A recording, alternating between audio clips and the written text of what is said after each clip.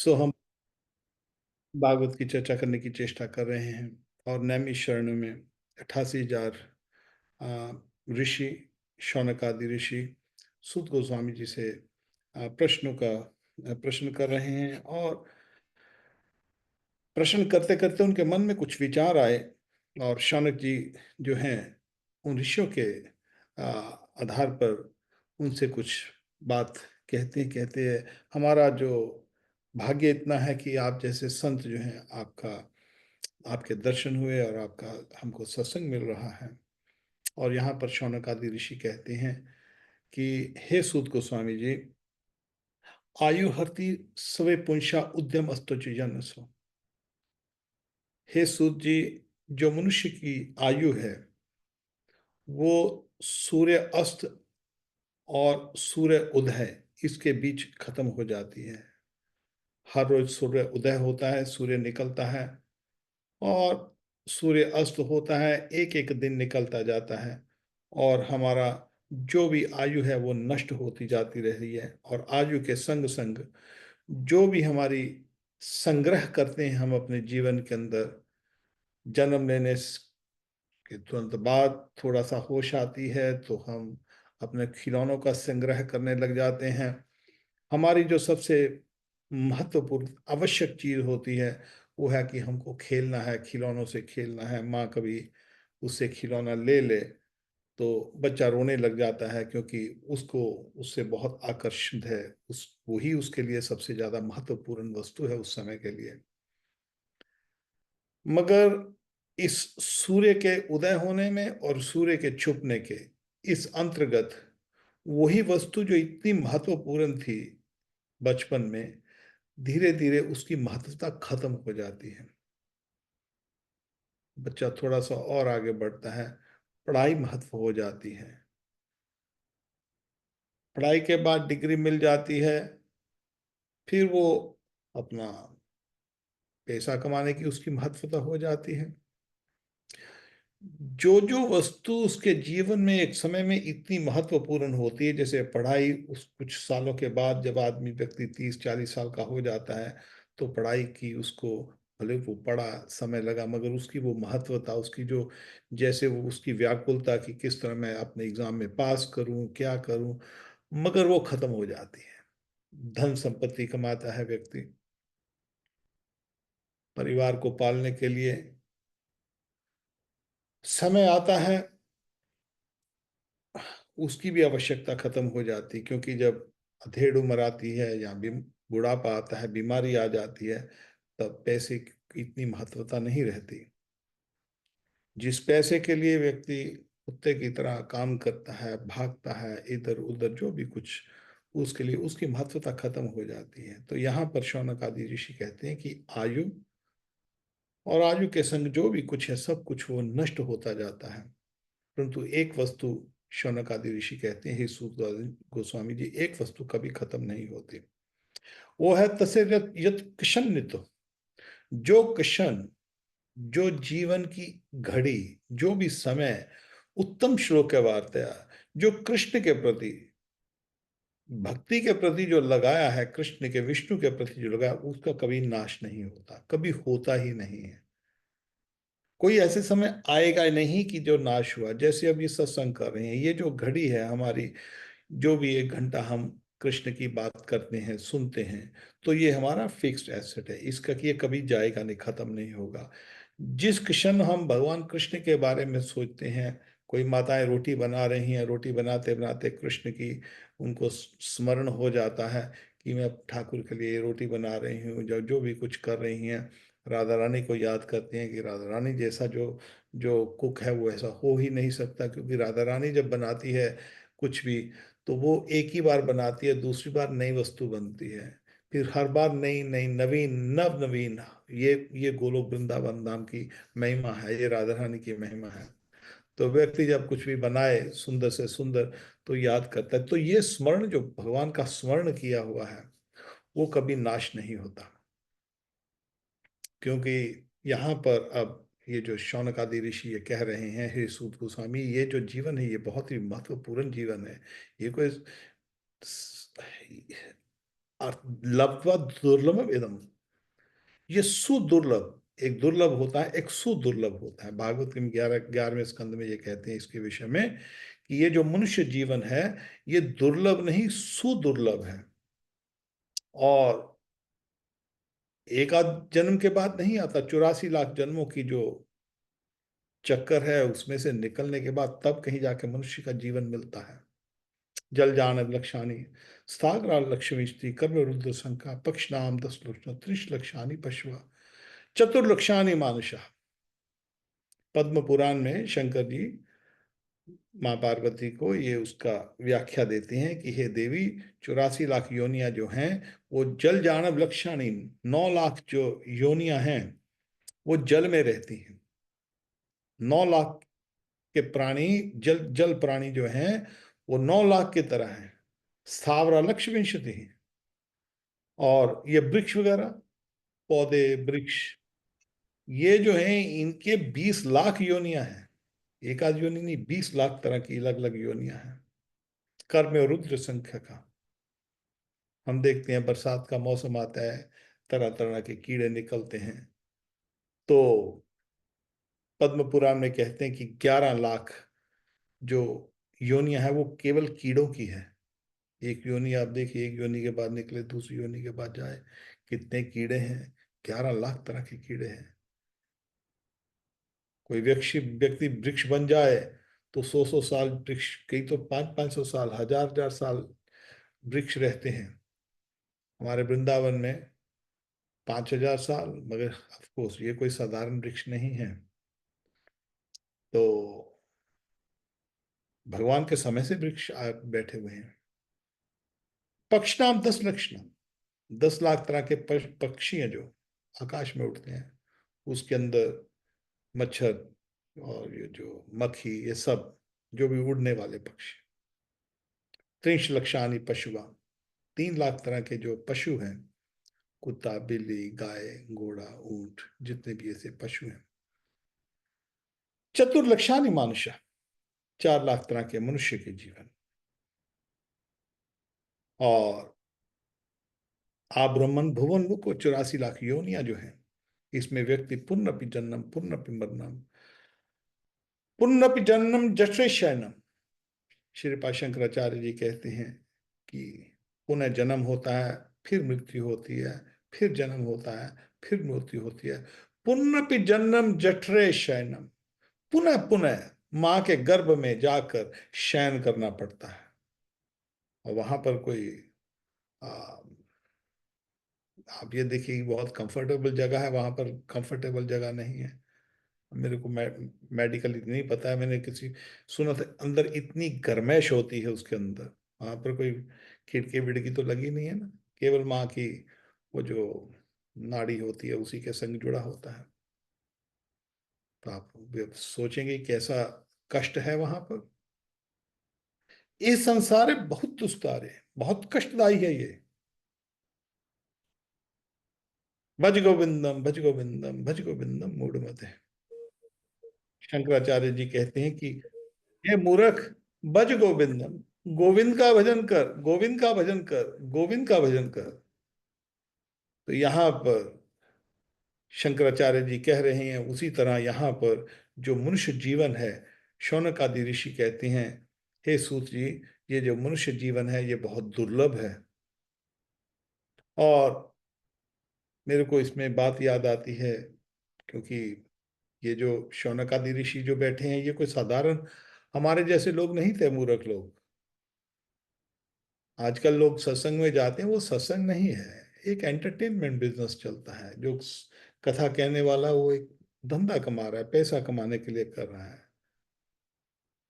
और मगर जो शौनक आदि ऋषि वहां पर बैठे हैं वो पैसे कमाने के लिए कथा नहीं चल रही उनके, वो तो अध्यात्म को जानने के लिए वहां पर गुरु की शरण में आए, सूत गोस्वामी जी की शरण में आए हैं।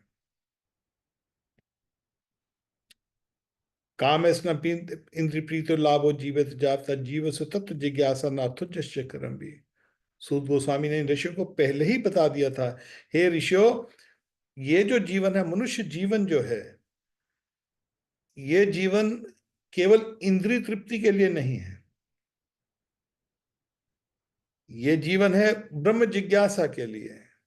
जीव से तत्व जिज्ञासा, तत्व की जिज्ञासा करने के लिए जीवन बना है, और इसका कोई अर्थ हो ही नहीं सकता और करना भी नहीं चाहिए। परंतु हम क्या देखते हैं कि इतना महत्वपूर्ण जीवन जो 84 लाख योनियों के बाद आया है, व्यक्ति उसको केवल आहार निद्रा भय मैथुन च धर्म विहीना पशु भी समाना, पशु की तरह उस जीवन को हम नष्ट कर देते। उसके विषय में आगे हम चर्चा करेंगे। मगर एक बात का मेरे को स्मरण आता है कि ये जो मनुष्य जीवन है, ये देवताओं के लिए भी दुर्लभ है। देवता भी रोते हैं इसके लिए, अरे हमारे को मनुष्य का जीवन मिल जाए। अब आप बोलेंगे भी देवता लोग तो यहाँ पर इतना बड़ा, जैसे सूर्य है इतनी बड़ी, उसके पास इतनी शक्ति है, चंद्रमा के पास इतनी शक्ति है, पवन देवता के पास इतनी शक्ति है, अलग अलग देवी देवता, 33 करोड़ देवी देवता हैं। कई लोगों ने आजकल वो 33 तरह के देवता हैं और कुछ नहीं, ऐसा नहीं है, असंख्य देवता है, 33 करोड़ ही है। ये 33 टाइप टाइप अलग बात है, वो भी है टाइप, तो 33 करोड़ देवता है। अब वो देवता इतने शक्तिशाली हैं, तो हम ये क्यों मांग रहे हैं कि हमको भी ये मनुष्य का जीवन मिले? क्योंकि मनुष्य के जीवन में जो व्यक्ति कर सकता है, वो किसी और योनि में नहीं कर सकता। दूसरियां जितनी भी योनियां मिली हैं वो भोग के लिए मिली हैं। 84 लाख योनि आपको बोला ना मैंने, जल जान लक्षानि स्थावर लक्ष्मी कर्म संख्या पक्षनाम 10 लक्षणों 30 लक्षानि पशु चतुर्लक्षानि मार्चा। ये 84 लाख योनियां जो है, ये भोग के लिए मिली हैं। मगर मनुष्य जीवन जो है वो भोग के लिए नहीं मिला है। इसके लिए स्पेशल दूसरे जो जो योनि है उसमें क्या करता है व्यक्ति, खाता है, सोता है, संभोग कर लेता है और अपनी की रक्षा करता है, बस और कुछ नहीं करता उससे। आप देखिए समुद्र में, देखिए मछलियां ऐसे ऐसे खाती रह रही हैं, संभोग कर रही हैं, और डर लगता है कोई दूसरा आदमी उनको आके मछली उनको खा जाएगी। भय में 24 घंटे 24 आवर भय में रहते हैं। आप अफ्रीका के जंगलों में देखिए, या किसी भी जंगल में देखिए, आप जंगल में देखेंगे कि जो जानवर हैं वो भय में रहते हैं कि दूसरा जानवर आकर मेरे को मार ना जाए, दूसरा जानवर आकर खा ना जाए। भय। और इसके अंदर चार ही चीजें सिर्फ, आहार, निद्रा, भय और मैथुन। खाना, आहार, निद्रा, सोना, भय और संभोग, और कोई काम नहीं। और देवताओं के पास अनंत भोग है, तरह तरह के भोग दिए हुए देवताओं को। परंतु फिर भी देवता मनुष्य जीवन के लिए क्यों कर रहे हैं? क्योंकि मनुष्य जीवन के लिए एक फैसिलिटी दी है भगवान ने। उस वो इस तरह की भगवान ने सुविधा दी है ताकि जो जीवन का जो उद्देश्य है, जीव से तत्व जिज्ञासा न अर्थो जस्य कर्मी, उसको ये बुद्धि दी है। बुद्धि, ऐसी बुद्धि दी है कि इस बुद्धि से भगवत प्राप्ति कर सकता है वो। कई बार हम, ये हमारी इंद्रियां, हमारा मन और हमारी बुद्धि, विवेक, ये बुद्धि सारथी है। मन जो है वो लगाम है, और इंद्रियां 5 घोड़े हैं। अब आप देखिए कि कभी आप बुद्धि ना यूज करें, घोड़े भाग रहे हो, आप रथ में बैठे हो, रथ ही बैठा है रथ के अंदर, और अब घोड़े कहीं भी जा रहे हो, जो जहां उनका दिल करे चले जाए, तो आपका रथ कहीं रास्ते पे जाएगा? ठीक तरह से नहीं जाएगा। लगाम पकड़नी पड़ेगी उसको। सामने से कुछ आया, तुरंत लगाम लगा दी, घोड़े खड़े हो गए। इसी तरह जो विवेकी पुरुष होता है, जो तत्वदर्शी व्यक्ति है, वो लगाम अपने हाथ में रखता है, इंद्रियों की लगाम। और इंद्रियों की लगाम जहां पर थोड़ा सा गड्ढा वड्ढा देखा, तुरंत उसने उस लगाम को खींच लिया, इंद्रियों को कंट्रोल कर लिया। ये तत्वदर्शी का उद्देश्य है। साधारण व्यक्ति इनको नहीं करता। और भगवान ने अपने मनुष्य जीवन में ऐसी ऐसी सुविधाएं दी हैं, फ्री की बिजली दी है, फ्री का पानी दिया है। ठीक है, आप बोलोगे जी हम तो बिल भरते हैं, बिल तो वो तो अलग बात आती है, मगर आप पानी जो है, जो स्वच्छ पानी तो नदी में है, जमीन में है, कहीं भी आप पानी, पानी की सुविधा ये गवर्नमेंट की नहीं है। वो आप कंट्रोल करें या टैक्स करें वो अलग बात है, बाल की खाल नहीं उतार रहे हैं। मगर भगवान ने फ्री का पानी दिया, फ्री की बिजली दी, सूर्य की रोशनी, चंद्रमा की रोशनी, वनस्पति, सब कुछ भगवान ने अपने मनुष्य जीवन में दिया, कोई उद्देश्य के लिए दिया ना। और उस उद्देश्य को नहीं करेंगे तो हमको उनको उनको खोना पड़ेगा। जैसे एक गवर्नमेंट है, गवर्नमेंट कोई मिलिट्री वालों को या पुलिस वालों को एम्प्लॉय करती है, तो वहां पर उनको घर दिया जाता है, मिलिट्री वालों को, उनको गाड़ी वाड़ी दी जाती है, सिक्योरिटी, रहने की सिक्योरिटी दी जाती है, तरह तरह की कैंटीन, सब अब सुविधाएं दी जाती है। अब वो जो व्यक्ति है काम ना करे, सुविधा दे, किसी भी तरह का एम्प्लॉय हो, बैंक में हो या किसी तरह भी, गवर्नमेंट या जो भी कंपनी का मालिक है सुविधा देता है, उसका काम है कि सुविधा दी है, किसी कारण सुविधा दी है ना। वो सुविधा दी है, सुविधा काम नहीं करोगे तो सुविधा वो छीन ली जाएगी उनसे। भाई हमको, हमने आपको एम्प्लॉय किया, हमने आपको सब कुछ दिया, तनख्वाह दिया, बढ़िया से बढ़िया तनख्वाह दिया, गाड़ी दिया, वो दिया, ये को सब कुछ, ये कपड़े वपड़े भी देते हैं लोग, कंपनी वाले कपड़े दिए, ये सब कुछ दिया। अरे तुमने तो काम ही नहीं कंपनी का हिसाब से, चलो निकल जाओ। उनको निकाल देते हैं बाद में। बाद में फिर वो सड़क पे आ जाता है क्योंकि काम नहीं किया। तो उसी तरह जो मनुष्य जीवन है, मनुष्य जीवन में भगवान ने जो सुविधाएं दी हैं, जब हम उन सुविधाओं को यूज नहीं करते, भगवत प्राप्ति के लिए सुविधा, जितनी भी सुविधाएं दी है केवल भक्त भगवत प्राप्ति के लिए दी है। आहार निद्रा भय मैथुन च धर्म विहीना पशु भी समान। शास्त्र में कहते हैं कि जो व्यक्ति इस जीवन में केवल खाए, सोए, संभोग करे या डर जाए, वो पशु भी, वो केवल पशु के जीवन है, उसका जीवन ठीक नहीं है। उसके लिए अब यहाँ पर जो हमारे आ, शौनकादि ऋषि हैं, वो सूत गोस्वामी जी के बहुत ही महत्वपूर्ण बात कहते हैं।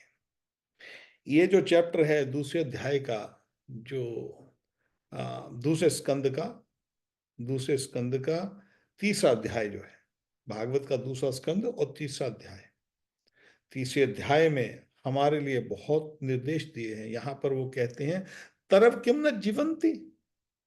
अरे ये मनुष्य जीवन इतना महत्वपूर्ण है, भगवत प्राप्ति के लिए दिया गया है, और तुम ये दाल रोटी सब्जी के अंदर ही उसका अपना जीवन व्यतीत कर रहे हो। मेरे को एक और बात याद आती, जैसे आजकल देखते हैं लोग वहां पर जो दूसरे समुदाय वाले हैं वो 8 8 10 10 बच्चे पैदा कर रहे हैं ताकि हम हमारी पॉपुलेशन बढ़ जाए। और हिंदू इकट्ठा नहीं होता। हिंदू क्या करता है, वो देखता है जी गवर्नमेंट भले गंदी से गंदी गवर्नमेंट आ जाए, भले हमारा हिंदू धर्म नष्ट कर दे, हमको तो मुफ्त में बिजली चाहिए, मुफ्त में पानी चाहिए। अरे कभी मुफ्त में कोई चीज दे सकता है? आप सोचिए कितने मूर्ख हो गए हैं लोग। कभी किसी बच्चे को मुफ्त में आप टॉफी देते हो या कोई खिलौना दे, आपको उसका वो मतलब होगा देने का? तो जो मुफ्त में ढूंढ रहे हैं, जो लोग अपने धर्म को बेच रहे हैं, यहाँ पर इसी बात को तर्क के उसी में केवल जन्म जन्म निकाल दिया। खाने पीने की मुफ्त में समस्या, मुफ्त में कुछ मिल जाए हमको, और उसी के लिए अपना जीवन नष्ट, तो पूरा जीवन। एक सेकंड मैं यहाँ पर, आप सब लोग अपने आप को म्यूट कर लीजिए, मेरे को भूल गया म्यूट रखना। तो ये जो जीवन है, ये जीवन इस बात के लिए नहीं बना कि हम अपनी आवश्यकताओं के लिए ही, अपना भोगों के लिए ही अपना जीवन व्यतीत कर दें। भोगों की तृप्ति कभी होती नहीं है, कभी हुई नहीं है, कभी होगी नहीं। जैसे मैंने आपको शुरुआत में ही कह दिया, जिस चीज को आप बचपन में भोगते हो, थोड़ी देर के बाद वो भोग है, वो उसका महत्व खत्म हो जाता है। जवानी में जो आप भोगते हो, वो जवानी के थोड़ी देर बाद जवानी में भोग लिया, उसके बाद आपका उसका महत्व खत्म हो जाता है। और धीरे धीरे जब मृत्यु आ जाती तो फिर व्यक्ति सोचता, अरे मैंने तो अपना जीवन इसी में नष्ट कर दिया, अरे कितना बड़ा मूर्ख हूं मैं। तो यहां पर शौनक आदि ऋषि कहते हैं, हे सूत गोस्वामी जी, ये जीवन जो है, ये भोगों के प्रति व्यर्थ करने के लिए नहीं बना है। अरे जीना है ना, जीते तो वृक्ष भी तो जीते हैं। सर्व किमना जीवंती, क्या वृक्ष नहीं जीते क्या? वृक्ष क्या काम करने जाते हैं क्या? वृक्ष कहीं पर रोटी पानी कमाने के लिए, पानी ढूंढने के लिए नहीं जाते, खाने के लिए भी वृक्ष नहीं जाते, एक ही जगह पर खड़े हैं। तरवन किम न जीवंती, क्या वो नहीं जीते क्या? शौकन शौनक आदि कहती हैं, अरे तरव किम न जीवंती, वास्त्र किम न शवशंतु। अरे आपने कभी धोंकनी देखी है लोहार की? आपने, आजकल तो लोगों को ये भी नहीं पता कि धोंकनी क्या होती है, हमने तो देखी हुई है। धोंकनी एक पंखा होता था, ऐसे ऐसे ऐसे, जो लोहार होता था, वो धोंकनी को ऐसे ऐसे करता था, उसमें से हवा निकलती थी, आगे से इतना मुंह होता था, और पीछे एक हैंडल होता था, एक नीचे और एक ऊपर, ऐसे ऐसे हैंडल को करते थे। पाँव से भी करते थे, हाथ से भी कर देते थे उसको। तो उसको धोंकनी कहते हैं। तो वो ऐसे ऐसे शेप ऐसे ऐसे चलती है, जैसे हमारे फेफड़े चलते हैं, ऐसे ऐसे ऐसे ऐसे ऐसे फेफड़े की तरह वो धोंकनी चलती है। उससे हवा निकलती है और लोहार अपना काम करता है। शौनक आदि कहते हैं, अरे धोंकनी तो, जो लोहार की धोंकनी होती वो भी तो श्वास लेती है ना। तो क्या श्वास लेना ही सबसे ज्यादा महत्वपूर्ण है? जीवन में केवल जीना ही सबसे महत्वपूर्ण है? जीते तो वृक्ष भी हैं। लोहार की धोंकनी भी सांस लेती है। ना खंदंती ना मेहनती, ग्राम पशुआ परे। अरे क्या गांव में जो पशु होते हैं, वो नहीं खाते क्या? वो नौकरी पे थोड़ी जाते हैं, उनको खाने के लिए मिल जाता है। क्या वो संभोग नहीं करते? वो भी संभोग करते हैं। परंतु यहां पर एक और महत्वपूर्ण बात कहते हैं, जो शौनक आदि, शौनक जी कहती हैं, शब बिड़बरा होष्ट खरा संस्था पुरुषा पशु। अरे वो जो पशु है, जो पुरुष है, वो केवल कुत्ता, शव कहते हैं कुत्ते को, कुत्ता, विड़बरा सुअर को, जंगली सुअर को, विड़बरा एक वरा होता है, वरा वरा को कहते हैं सुअर, और विड़बरा कहते हैं जंगली सुअर, वो बहुत डेंजरस होता है जंगली सुअर। शब विड़बरा होष्ट, होष्ट कहते हैं ऊंट को, खर खर कहते हैं गधे को। तो यहां पर एक, ये सबके लिए हमारे निर्देश है कि शब बीड़ बरा होष्टा खरा संस्था पुरुषा परु, नायत कर्ण पथो उत्पेतो यातु नाम गदाग्रज।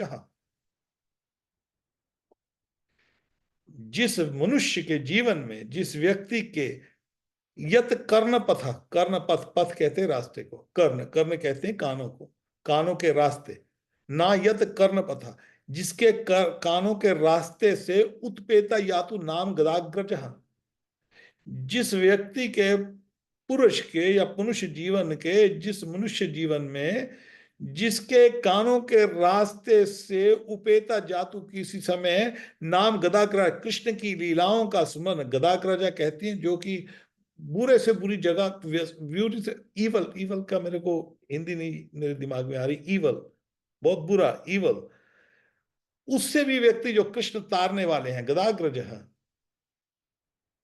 तो शौनक जी कहते हैं, वो मनुष्य, जिस मनुष्य के कानों के रास्ते से भगवान कृष्ण की लीला स्मरण अंदर नहीं गई, वो व्यक्ति की तुलना केवल कुत्ते से, और ये जो बिड़बरहा जंगली सुअर से, या उसकी ऊंट से, या उसकी गधे से तुलना की जाती है। इससे ज्यादा नहीं है वो व्यक्ति। बोलेंगे भाई बड़े बड़े लोग हैं, आजकल तो आप देखते हो, खूब धन कमाया, खूब प्रॉपर्टियां बनाई, खूब ये किया, खूब लोगों की वाहवाहकारी की, खूब बढ़िया बढ़िया महंगे से महंगे उसने कपड़े पहने, बढ़िया से बढ़िया गाड़ी गाड़ी ली, तो क्या वो बहुत बड़े बन गए ना? शास्त्र के हिसाब से, शौनक आदि ऋषियों के हिसाब से वो व्यक्ति केवल कुत्ता, गधा और ऊंट, उसके साथ उसकी तुलना की गई है। अब बोले ये कैसे तुलना, ये कैसे क्यों किया? उसकी तुलना इसलिए की गई है, जिसके नाम, कृष्ण का नाम जब किसी के कान के रास्ते से जाता है तो तुरंत वो कृष्णमय हो जाता है। और जब कृष्णमय होता है तो वो व्यक्ति को संसार से विरक्ति हो जाती है। और वो उन चेष्टाओं को नहीं करता जो कि ये तरह के जानवर करते हैं। जैसे एक कुत्ता है, कुत्ता क्या करता है? कुत्ता रोटी के लिए, आप देखते हैं कि जगह जगह जाता है, दुत्कार पड़ती है उसको। किसी एक घर में जाता है तो उसको दुत्कार पड़ती है। आजकल बड़े बड़े फ्लैट्स बन गए हैं, तो किसी किसी भी वो सोसाइटी में जाता है, सोसाइटी वाला गार्ड उसको खूब डंडा लेके भागता है उसके पीछे, वो भागता है। कुत्ता एक घर से दूसरे घर, एक घर से दूसरे घर भीख मांगने के लिए जाता है, खाने के लिए ढूंढता है। तो आजकल उसकी तुलना ऐसे क्यों की गई उन्होंने? क्योंकि व्यक्ति अपने धन कमाने के लिए इसी तरह दर दर भटकता है। आजकल तो भारत में भी ये काम हो गया है कि व्यक्ति को धन कमाने के लिए घंटा घंटा, दो दो घंटे सफर करना पड़ता है। किसी व्यक्ति ने मेरे को बताया कि उसको 2 के 2.5 घंटे रोज लगते जाने में और 2 ढाई घंटे आने में, और फिर 8-10 घंटे काम। जब तक घर पहुंचता है तब तक आप सोचेंगे आएंगे, केवल सोएंगे और चले जाएंगे। अमेरिका जैसा देश में, जिस यहाँ पर हमारे लोग भागना चाहते हैं कई बार भारत से, वहाँ पर लोग, मैं एक बार गया उधर न्यूयॉर्क में, तो वहाँ पर किसी स्टोर में हम बात करने लग गए कुछ, तो वहाँ पर उसने देखा कि कृष्ण की भक्ति के विषय में, विदेशी थी औरतें, तो बहुत अच्छी थी, बातें करने लग गए। बस कैसे कृष्ण कैसे हैं, ऐसा है कुछ, अपनी संस्कृति के विषय में बातें करते करते, तो फिर वो बात करते करते बोलती जी, यहाँ पर तो किचन बनाने की जरूरत ही नहीं है अमेरिका में। अरे क्यों? बोलते हमने कभी घर पे कुछ बनाया ही नहीं, किचन तो नाम की है यहाँ पर। हम घर से निकलते हैं, लंच ब्रेकफास्ट डिनर बाहर ही होता है, उनके पास समय नहीं है घर पे बनाने के लिए। तो यहाँ पर जो मनुष्य की तुलना यहाँ पर कुत्ते के साथ इसलिए की गई है क्योंकि कुत्ता एक जगह से दूसरी जगह भटकता है, दर दर की ठोकर खाता है, और मनुष्य जीवन में व्यक्ति भले बड़ी से बड़ी डिग्री प्राप्त कर ले, फिर कुत्ते की तरह उस डिग्री को लेकर एक जगह से दूसरी जगह, दूसरी जगह से तीसरी जगह भटकता है। आजकल तो फिर भी ऑनलाइन पे कई कुछ हो गया है, ऑनलाइन पे वैकेंसीज वगैरह दिखने लग गई हैं। और हमको याद है 40-50 साल पहले लोग, डिग्री आती थी तो वो एक ऑफिस से दूसरी ऑफिस, एक ऑफिस से दूसरे ऑफिस में जाते थे एप्लीकेशन के लिए, तभी कुछ ऑनलाइन में नहीं होता, फिजिकली वो जाते थे। तो इसीलिए उसकी तुलना इससे की गई है। बिड़ बराह, शौनक आदि ऋषि ने मनुष्य की तुलना बिड़ बराह से क्यों की, जंगली सुअर से क्यों कर दी? वो इसलिए कर दी क्योंकि जंगली सुअर है, कुछ भी खा लेता है, सब गंदगी चीज खाता है। और आजकल क्या हो गया है, कलयुग के प्रभाव में आप देख रहे हैं, आपके पास प्रत्यक्ष प्रमाण है कि चाइना में आप देखते हैं सब कुछ खा जाते हैं, कोई ऐसी वस्तु है ही नहीं जो नहीं खाते। वो पकाते भी नहीं, कई बार तो ऐसे ही, मैं वो ऐसे ही जानवर को लेके, जैसे जानवर दूसरे जानवर को खाता है, ऐसा ही मुंह में डाल लेते हैं, पकाते भी हैं। मैंने एक प्रोग्राम में देखा, उसने चिड़िया को, ऐसे चिड़िया को पकड़ कर, औरत ने चिड़िया को सीधा मुंह में डाल के ऐसे निकल लिया उसने। आप देखिए कितना जो कलयुग का प्रभाव है, कितना नीच व्यक्ति हो गया है, मनुष्य कितना नीच होता जा रहा है। हमारी संस्कृति जो भारतीय संस्कृति है, हमारे सनातन धर्म की संस्कृति है, आज विदेशियों के कारण, ईसाइयों के कारण, मुसलमानों के कारण और जो तरह तरह के जो पीर फकीर निकल आए उनके कारण हमारा धर्म नष्ट हो रहा है।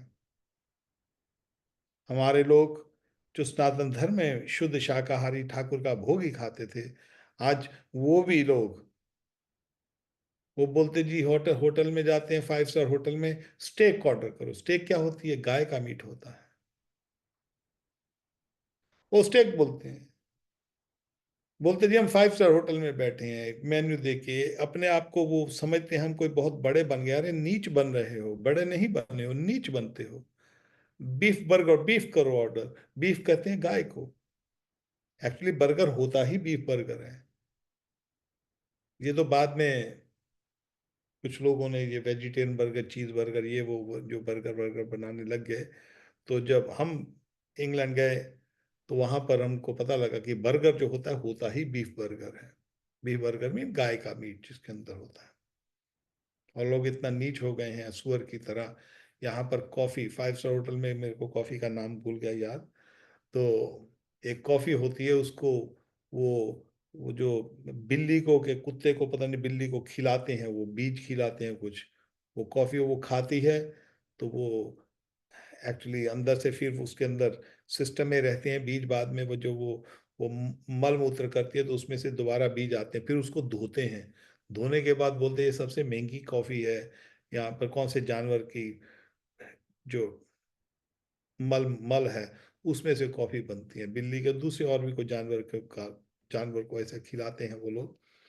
तो इसको कहते हैं, इसीलिए विशेषकर कलयुग में जो मनुष्य जीवन है वो बिड़ बराह की तरह।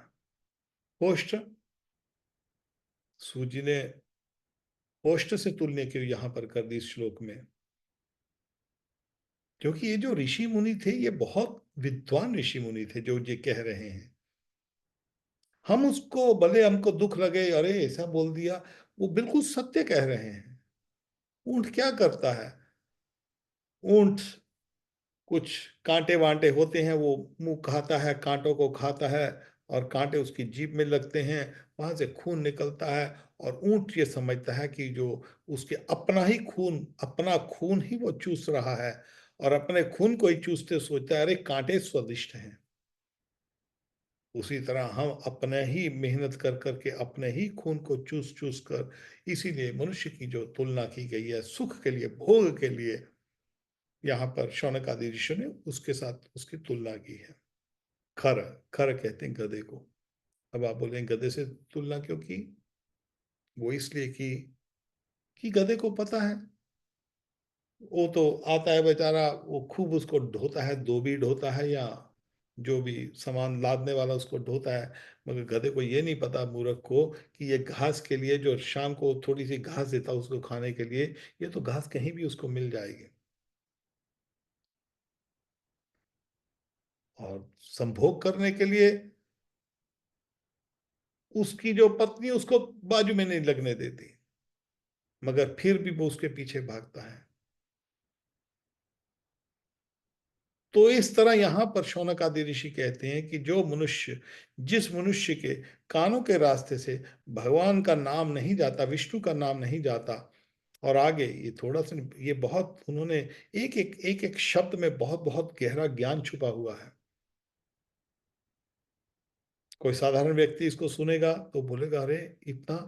यहाँ एक और वो बोलते, विलेबत उर कर्म विकमान ये ना, विलेबत, उस व्यक्ति के जो ये जो कान है, वो केवल जो व्यक्ति ना श्रवत कर्णपुटे नरस्य, उस नर के, उस मनुष्य के कान कैसे हैं जिसने भगवान कृष्ण का नाम, विष्णु का नाम जिसके कानों में नहीं जाता, वो केवल और केवल सांप के बिल होता है, जो सांप की जो जो हमारे पंजाबी में तो खुड बोलते थे, जो भी होल होता है जहां पर सांप रहता है, उस बिल में, उस छेद में कोई व्यक्ति हाथ नहीं डालता। किसी को पता हो कि यहाँ पर सांप रहता है, कोई जानवर भी वहां पर नहीं जाता। कोई कुत्ता बिल्ली या उसको किसी को पता लग जाए कि यहाँ पर सांप रह रहा है तो वहां पर नहीं जाता। तो यहाँ पर शौनक आदि ऋषि कहते हैं, वो व्यक्ति जो भगवान कृष्ण के नाम को अपने कानों के रास्ते से नहीं सुनता, उसके कान मात्र और मात्र जो हैं सांप की जो बिल है उसके बराबर है। जीवास्ति दारुर कहा। और ऐसे व्यक्ति की जीव कैसी है? उसके लिए शौनक आदि कहते हैं उसकी जीव जो है दारुर कहा। दारुर का कहते हैं मेंढक को। उसकी जीव तो केवल मेंढक की तरह है। अरे मेंढक क्या करता है, बरसात आती है टें टें टर टर टर टर करता है। तो सांप के वास्तव में सांप के कान नहीं होते, परंतु सांप को वाइब्रेशन होती है। उसकी एक नेचुरली कान कान ना होने के बावजूद भी उसको पता लग जाता है वाइब्रेशन। उसकी उसकी सिस्टम, उसकी बॉडी का सिस्टम ऐसा बना हुआ है सांप का। सांप के केवल मुंह होता है, सांप के कान नहीं होते। परंतु सांप को जब थोड़ी सी भी भनक लगती है, उसको मेंढक टर टर करता है, तुरंत सांप आता है उसको खा जाता है। उसमें प्रकृति ने उसको एक एबिलिटी दी हुई है कि सांप को पता लग जाता है जब भी मेंढक टर टर करता है। तो यहां पर शौनक आदि ऋषि कहते हैं जो व्यक्ति भगवान कृष्ण की, विष्णु की लीलाओं का सुनता नहीं है, पहले तो उसके कान जो है, पहले तो उसको उन्होंने शव, बिड़बरा, होष्टा, खरा इससे उनकी तुलना की थी। फिर कहते हैं कि उनके जो कान हैं वो तो मात्र, और कान जो हैं वो उनके सांप के जो बिल है उसके उसके सांप के छेद की जो जहाँ घर होता है वहां पर कोई हाथ नहीं डालता। तो जिस व्यक्ति के कान ऐसे हैं वहां पर कौन जाएगा? वहां पर जाने की आवश्यकता नहीं है। वो ठीक जगह नहीं है। वो ठीक जगह क्यों नहीं है? क्योंकि जैसा आप संग करोगे वैसी आपकी आपकी बुद्धि वैसी हो जाएगी, आपकी भोग की तृष्णा वैसी हो जाएगी। आप शराबी के साथ 4 दिन रहने लग जाओ तो आप जैसी शराबी बातें करते वैसे आप करने लग जाओगे। आप किसी व्यापारी के संग संग करने लग जाओ तो वो पैसे की बात ही करेगा, आपको आपको वैसा संग हो जाएगा। मेरे को एक घटना याद आती है कि एक कोई औरत थी, लड़की, उसकी उसका विवाह हुआ। अब लड़की घर में बहुत स्वच्छ रहते थे, साफ सुथरा रहते थे, बहुत अच्छे तरह रहते थे। गांव गई शादी, वहां पर जब गई तो वहां पर जो उनके जो जो ससुराल थे, अरे वहां तो बहुत बदबू आती थी, बहुत गंदे थे वहां पर। वहां पर जगह से बदबू आ रही है तो वहां पर सास को कहती, माता जी मेरे को कुछ कष्ट है। बेटी क्या हुआ? मेरे को बदबू बड़ी आ रही है। बेटा कोई बात नहीं, अच्छा ठीक, तू चिंता मत कर, 3 दिन में बदबू खत्म हो जाएगी। और उसने सोचा चलो ठीक है, अभी 3 दिन का बदबू तो खत्म हो जाएगी, चलो सह लेती हूँ 2-3 दिन। 3 दिन बदबू सहते सहते क्या हुआ, उसका नाक जो है उसका वो मच मर गया। उसकी उसको बदबू आनी बंद हो गई। बदबू वहीं पर थी। संग का अर्थ पड़ता है, हमारी जो इंद्रियां होती हैं उसको क्लेमेटाइज कहते हैं। जब आप बहुत ठंडे ठंडे मुल्क में जाओ, किसी गर्म गर्म मुल्क से, तो वहां पर एक बार पहले बहुत ठंडी लगेगी, तो वहां के जो लोग रह रहे हैं उनसे ज्यादा ठंडी अपने को लगेगी।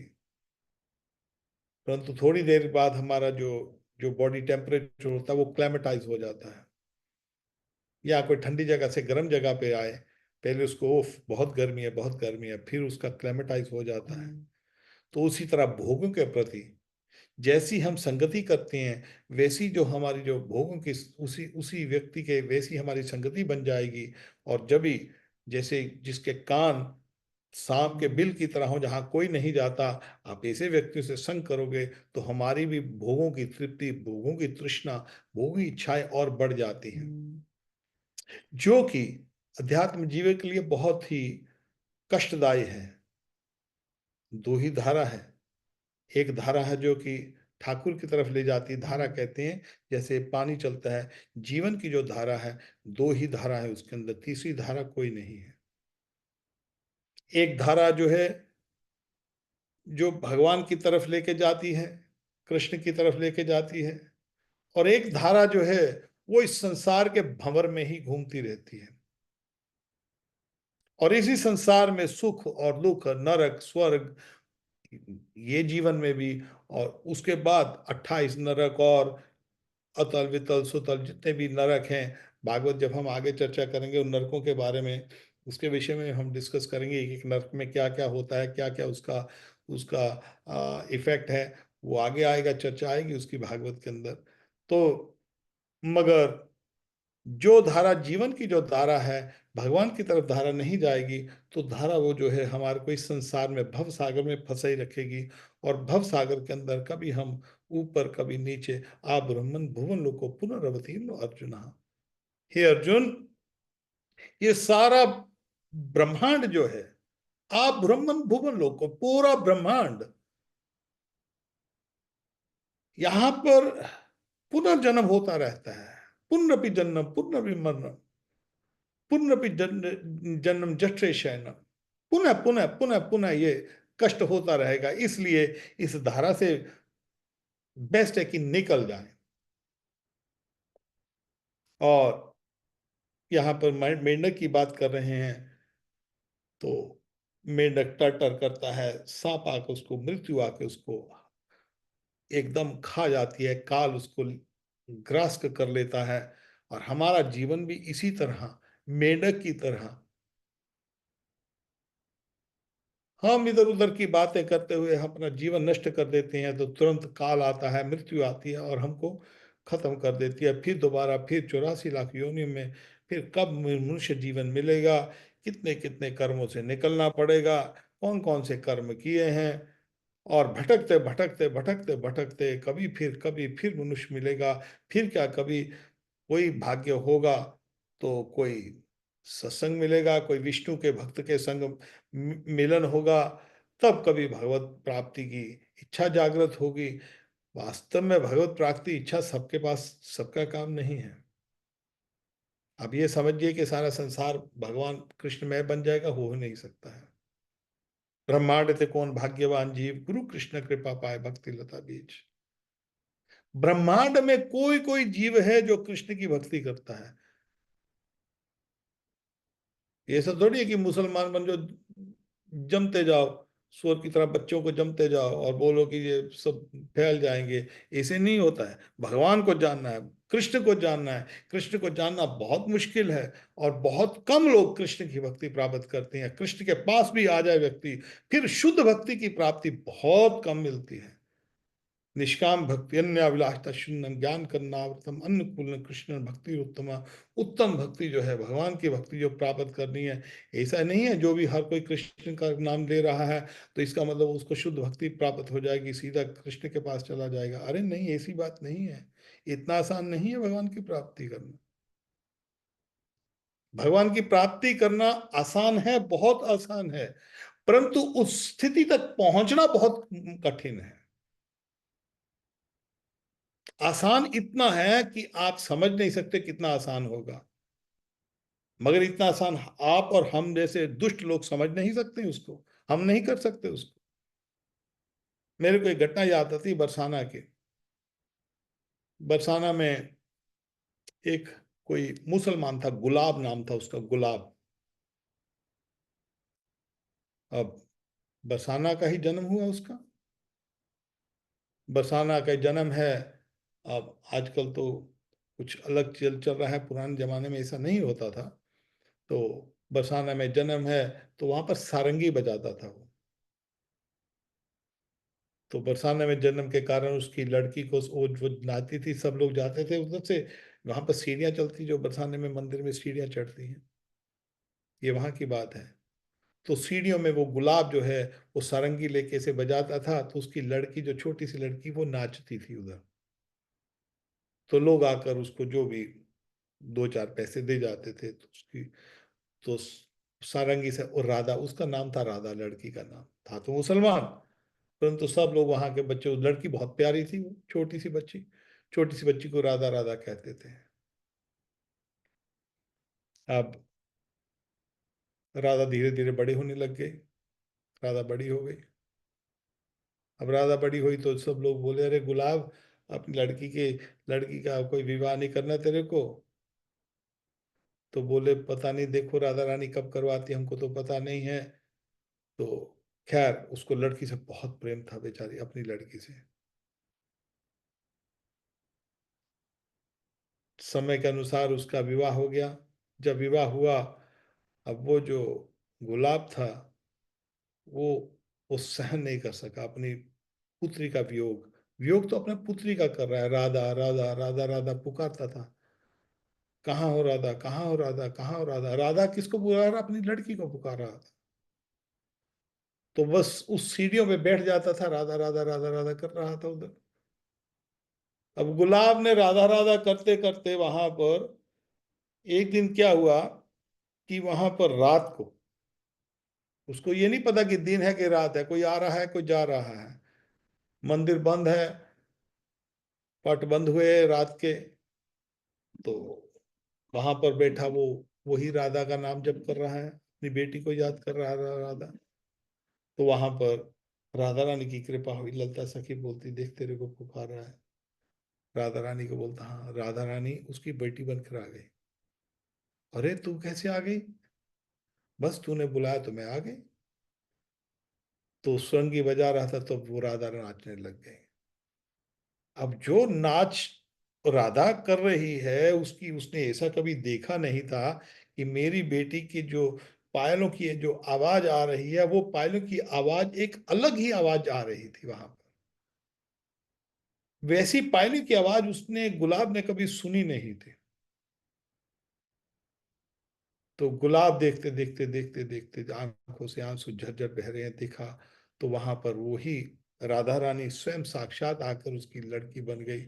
तो जब उसको, गुलाब को पता लगा राधा रानी के दर्शन हो गए, तो पांव पड़ गया। तो बस अब तो सुबह को देखते हैं कि वहां पर ना गुलाब है ना कोई और है। अरे गुलाब कहाँ चला गया? एक दिन गया, 2 दिन गया, 3 दिन गए, गुलाब का पता ही नहीं, गुलाब कहाँ है। तो बोले अपने पागल हो गया होगा कहीं, लोगों ने बोला कि अपनी बेटी को पुकारते पुकारते पागल कहीं चला गया हो गया, मर मर गया होगा कहीं पर। तो फिर एक दिन वो गुलाब राधा रानी के दर्शन के लिए आता है। राधा रानी के दर्शन तो हो गए। तो पुजारी ने देखा, अरे गुलाब, हमने तो, कौन तू भूत है कि गुलाब है? बोले नहीं, मैं गुलाब ही हूँ। तो तू कहाँ चला गया? बोलता, मेरे को निकुंज में को राधा रानी की निकुंज सेवा मिल गई है। अरे राधा रानी की निकुंज सेवा, वो कैसे? तो वहां पर रो रहा है गुलाब। बोलता, ये ले प्रसादी राधा रानी की। ये वही पान का बीड़ा था जो आज वो उस पुजारी ने राधा रानी को ऊपर, लाडली लाल को लगाया था ऊपर। तुरंत समझ गया।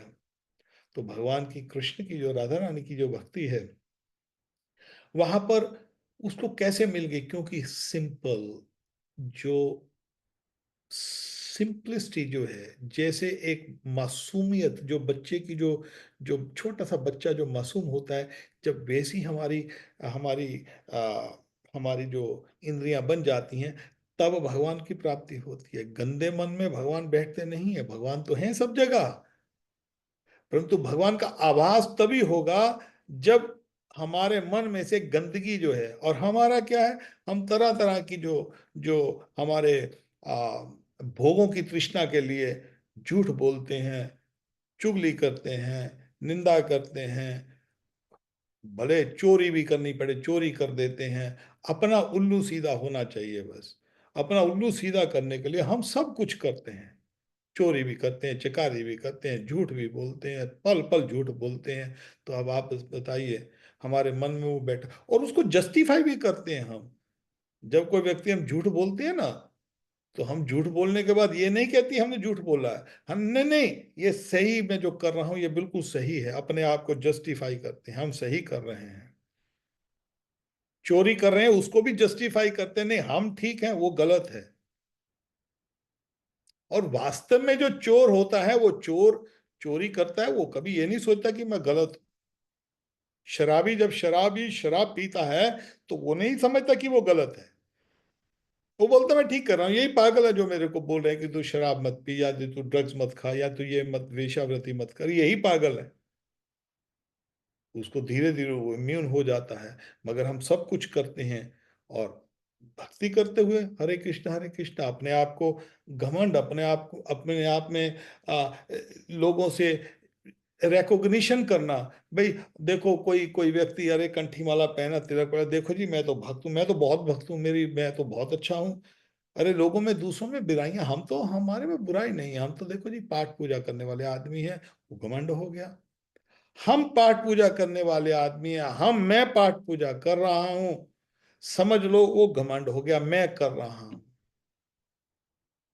जब पल पल एक एक कर्म हमारा, एक एक हमारी इंद्रियां जब भगवान को पूर्ण समर्पित हो जाती हैं, नहीं मैं कर रहा हूं, मेरे को आनंद आता है, जब अपने आनंद की हम बात कर रहे हैं, तब तक हम समर्पण नहीं है भगवान को। अच्छा है, भगवान की भक्ति कर रहे हैं, नाम जप कर रहे हैं, परंतु वास्तविक जो भक्ति आती है, वो अन्याभिलाषता शून्यम ज्ञान करनावृतम अन्नपूर्ण कृष्ण शरण भक्ति उत्तम, जब जिससे केवल और केवल कृष्ण की प्रसन्नता हो और कोई किसी तरह की अभिलाषा ना हो, कृष्ण जब प्रसन्न हुए। मेरे को आ, जब निकुंज में एक बार राधा रानी को कोई मंजरी पंखा जला रही थी, पंखा जलते जलते उसको, वहां पर पंखा हाथ से निकल जाता है, उसके, उसको आनंद में हो जाती है।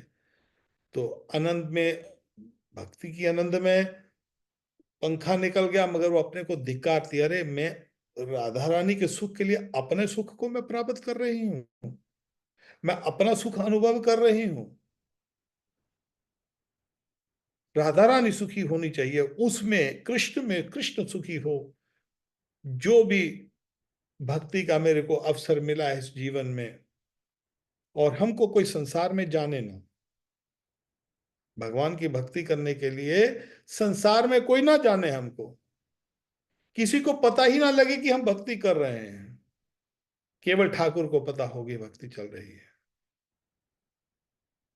मगर आजकल तो लोग अपने आप को इस तरह मीडिया के ऊपर अपने को प्रमोट करते हैं, उनकी अपनी मीडिया टीम होती है, 5-5 मिनट की रोज वीडियो, हजारों वीडियो चलती हैं, महाराज जय महाराज, जय महाराज, जय महाराज, और लोग भी उन लोगों की तरह ऐसे महाराजों के पीछे लगे हुए हैं, मगर शास्त्र के हिसाब से ऐसे महाराज नहीं बनते। जो हमने अपने हिसाब से जो देखा है, शास्त्री हनुमान प्रसाद पोदार जी की तरफ देखिए, भाई जी की तरफ देखिए, जयदयाल गोनका जी की तरफ देखिए, उन्होंने क्या इतने इतने बड़े सेठ, इतने इतनी बड़ी संपत्ति, मगर अपना सब कुछ धन संपत्ति छोड़कर 24 घंटे सनातन धर्म के लिए गीता प्रेस तैयार कर दी। किस लिए? पैसा कमाने के लिए ना, जन जन कल्याण के लिए।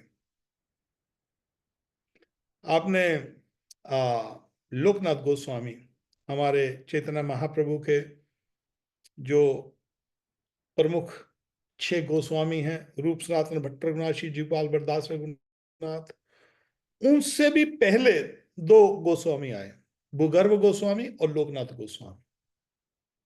वृंदावन लुप्त हो गया था, श्री चैतन्य महाप्रभु के भेजने से भी पहले लोकनाथ गोस्वामी आए और भूगर्भ गोस्वामी आए, और लोकनाथ गोस्वामी के ही चेले हैं नरोत्तम दास ठाकुर, एक ही चेला बनाया उन्होंने। आजकल तो गुरु हजारों करोड़ों चेले बना रहे हैं। ढोंगी गुरु लालची चेला, दोनों नरक में ठेलम ठेला।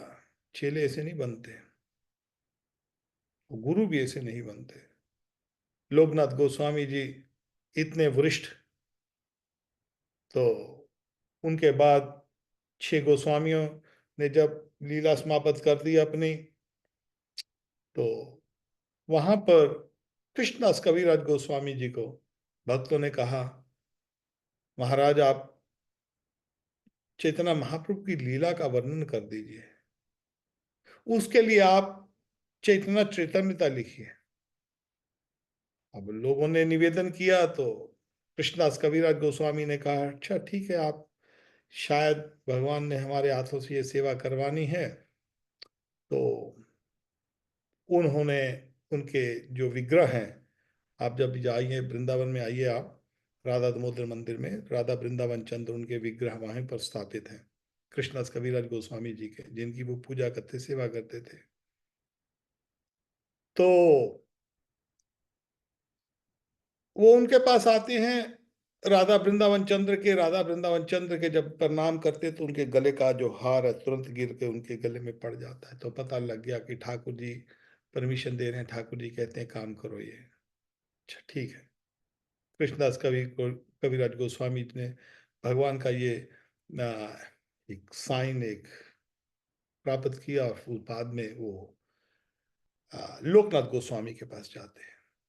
महाराज, मैं आपसे कुछ निवेदन करने आया हूँ। बोलिए। लोकनाथ गोस्वामी कहते हैं, कृष्णदास कविराज गोस्वामी कहते हैं, महाराज आप मेरे को आशीर्वाद दीजिए। आप वरिष्ठ हैं और मैं एक, मेरे में कोई समर्थ नहीं है, मगर ऐसा ऐसा निवेदन हुआ है, ऐसा हुआ है, आप जब तक आशीर्वाद नहीं देंगे मैं कैसे व्याख्या करूं चैतन्य महाप्रभु चैतन्य चरितामृत लिखने की, और इस वृद्ध एज में। तो लोकनाथ गोस्वामी कहते हैं ठीक है मैं आपको आशीर्वाद देगा, मगर एक कंडीशन है हमारी, एक शर्त है। बोले शर्त क्या है? बोलते चैतन्य महाप्रभु की लीला में मेरा नाम नहीं आना चाहिए। इसको कहते हैं साधु, ताकि मेरी ख्याति ना हो। जब तक तुम ये प्रॉमिस नहीं करो तब तक आशीर्वाद नहीं दो। तो कृष्णदास कविराज गोस्वामी जी ने जो हमारी चैतन्य चरितामृत लिखी है, चैतन्य महाप्रभु की जो लीला है, आदि लीला मध्य लीला और अंत लीला, चैतन्य चरितामृत में उन्होंने लोकनाथ गोस्वामी का नाम नहीं लिखा, जब तक कि लोकनाथ गोस्वामी जो 6 गोस्वामी से भी वरिष्ठ थे, उनसे पहले आए थे वृंदावन में। तो जो साधु है वो अपनी ख्याति के लिए नहीं रहता, अपने को पब्लिसाइज करने के लिए, पब्लिसिटी करने के लिए, अपनी पूजा करवाने के लिए। आजकल तो पर पूजा करा रहे लोग कैसे, कलयुग का प्रभाव देख के कई बार तो हमको भी बहुत आ, आप उसको अफसोस समझिए कि किस तरह ढोंग हमारे सामने में, हमने जीवन में बहुत ढोंग देखे हैं, बहुत ही देखे हैं। और जब हम बोलते हैं कभी किसी साधु या इसके प्रति, तो इसमें किसी का निंदा नहीं है, इसमें हमने देखा है भगवान के प्रति, भगवान की प्राप्ति करने के लिए व्यक्ति को किस तरह विनम्रता चाहिए, किस तरह जो उसकी कठोर तपस्या चाहिए। ठीक है, कोई शुरुआत में तो आपको धीरे धीरे करना पड़ता है, मगर ये जीवन का काम है, ये कोई छोटा मोटा काम नहीं है। और यहाँ पर जो कहने का भाव है, यहाँ पर जो शौनक आदि ऋषि हैं, वो यहाँ पर हम जैसे जीवों की तुलना कर रहे हैं कि हम जैसे जीव जो हैं वो उनकी आ, आगे का जो श्लोक अभी, भारम परम कृष्ण किष्ट जूनम जुष्टम की, किस तरह जो जो सर जो कृष्ण के सामने नहीं झुकता, वो तो केवल जो उसके ऊपर जैसे भारी मुकुट डाला हुआ है उसका कोई मतलब नहीं बनता। शाव करना कुरुते संपर्या हरे रहा, लसाद कंचन कंकनो वहा। तो इस श्लोक के बारे में हम अगले सप्ताह बात करेंगे। इसमें वो कहते हैं जो सिर भगवान मुकुंद के आगे नहीं झुकता, वो जो सिर है वो तो केवल नाम मात्र से सिर है, वो सिर नहीं है। और वो जो जो जो सिर वो इस तरह है जैसे कि शव को, एक कोई कोई जो मृत शरीर होता है उसको सोने के कंगन पहना दीजिए, चमकीले सोने के कंगन पहना दिए जाएं, तो वो व्यक्ति जो है वो केवल उससे कुछ मिलेगा नहीं। मृत व्यक्ति को सोने के कंगन पहनाने से या उसको मुकुट पहनाने से, तो भगवान की जो भक्ति है, ये बहुत भाग्यशाली व्यक्ति उसको कर सकते हैं, बहुत ही भाग्यशाली व्यक्ति उसको सुन सकते हैं। और सुनने के बाद अपने जीवन में धारने की चेष्टा करना वो बहुत कम व्यक्ति करते हैं। कर लेंगे, भगवान को भी अपना लेंगे, मगर पूर्णतः से भगवान को अपनाने के लिए बहुत, उसके लिए आगे हम अगले सप्ताह बात करेंगे। तो किसी का कोई प्रश्न हो तो मैं भक्तों से ले सकता हूँ, कोई पूछना चाहता है, कोई प्रश्न हो किसी वक्त का? नहीं प्रश्न है? ठीक है। ठीक है, तो हमारा आप सबसे निवेदन है कि आप भगवान की जो भक्ति है, महामंत्र का जप करते हुए भगवान से ये निवेदन करिए, हे प्रभु हमको धीरे धीरे आप अपनी राधा रानी, आप अपनी शुद्ध भक्ति की तरफ हमको ले जाइए। और शुद्ध भक्ति के लिए जो जो जो जो हमको करना चाहिए वो आप करवाइए, हम नहीं कर सकते, हम कर नहीं सकते, आप करवाइए। ठीक है, तो यहाँ पर हम स्टॉप करते हैं। किसी का कोई प्रश्न तो मैं ले सकता हूँ, नहीं तो मैं यहाँ पर बंद करता हूँ प्रोग्राम अभी। ठीक है। ऑलराइट, निताई गौर, राधे श्याम, जय राधे, जय प्रभुपाद।